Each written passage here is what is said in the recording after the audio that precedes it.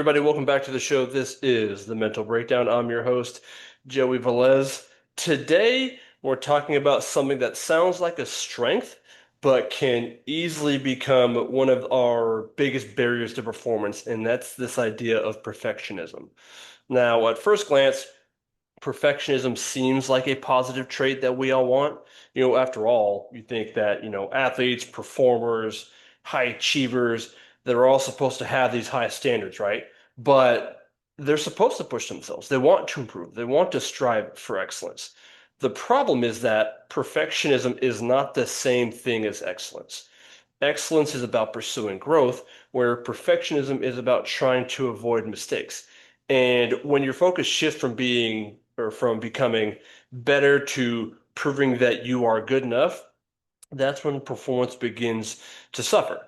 High performers understand that mistakes are a part of the process. They set challenging goals, they evaluate their performance, and they make adjustments along the way.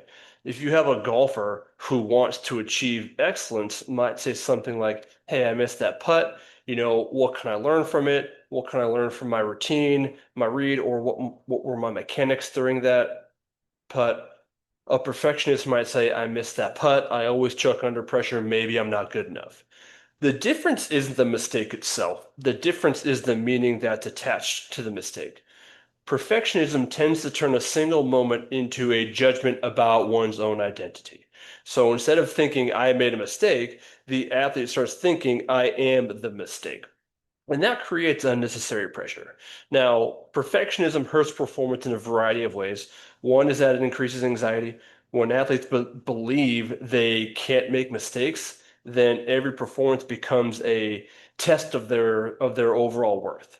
Their attention shifts away from what the task is and towards the consequence of failure.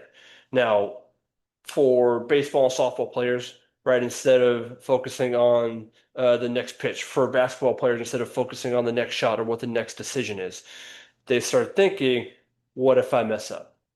What will my coach think? What will my teammates think? This creates a mental overload that interferes with our ability to perform. Your brain's trying to compete and evaluate yourself at the exact same time. That's like trying to drive a car while constantly looking in the rearview mirror.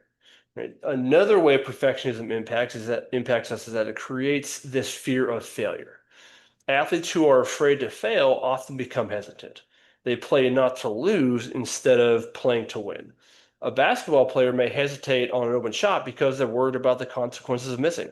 A quarterback may avoid making an aggressive throw because they're afraid of the consequence of throwing an interception. A golfer may become overly cautious because they're trying to avoid a mistake instead of committing to what their next shot is. Great performance requires commitment, and commitment requires accepting uncertainty. Now, another way perfectionism impacts us is that it makes recovery from a mistake a lot more challenging. Every athlete makes mistakes, it's bound to happen. The difference between elite performers and everybody else is that not that elite performers avoid mistakes, it's the fact that they recover faster. They have a short term memory. They can say things like, "Hey, that didn't go how I wanted, so what's my next best action?" Perfectionists often stay stuck in the previous moment. They replay the mistake, they criticize themselves, and they carry that frustration into whatever the next moment is, which then the mistake now becomes bigger than it actually was. So, what do we do? Right? How do we manage perfectionism and still maintain high standards of performance?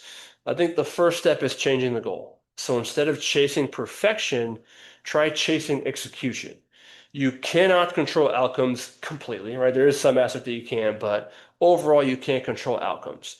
You can't control every bounce, every opponent, every referee and coach decision, every external factor, but you can control your ability to prepare. You can control your effort, your focus, and how you respond to certain situations. So ask yourself, after a performance moment, after a performance, whatever it is, did I execute the process I committed to?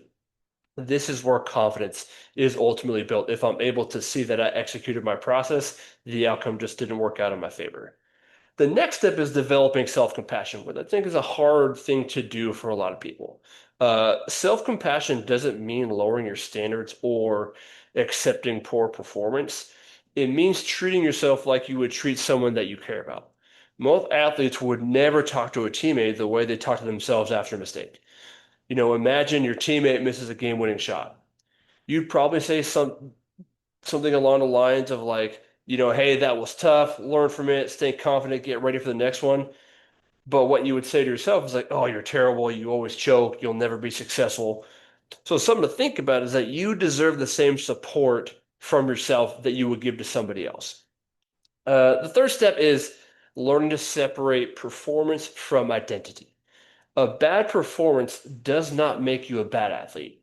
A mistake does not define your ability. A failure does not determine your future.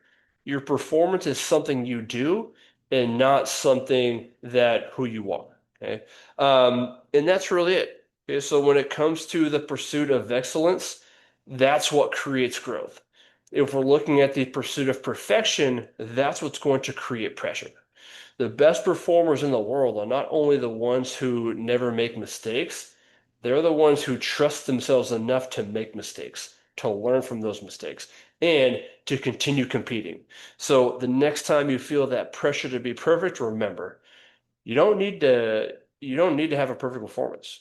What you need is a committed performance. Focus on the process, trust your preparation, and give yourself permission to perform. And that's what I have for you all today. I appreciate y'all stopping by and taking a listen. Don't forget to like, rate, review, download the podcast, share it to your family and friends. Don't forget to check out me on social media. And that's what I have. So hope you all have the great rest of your day. And don't forget, today's a great day to make an impact on someone's life. All right, y'all. Have a good one.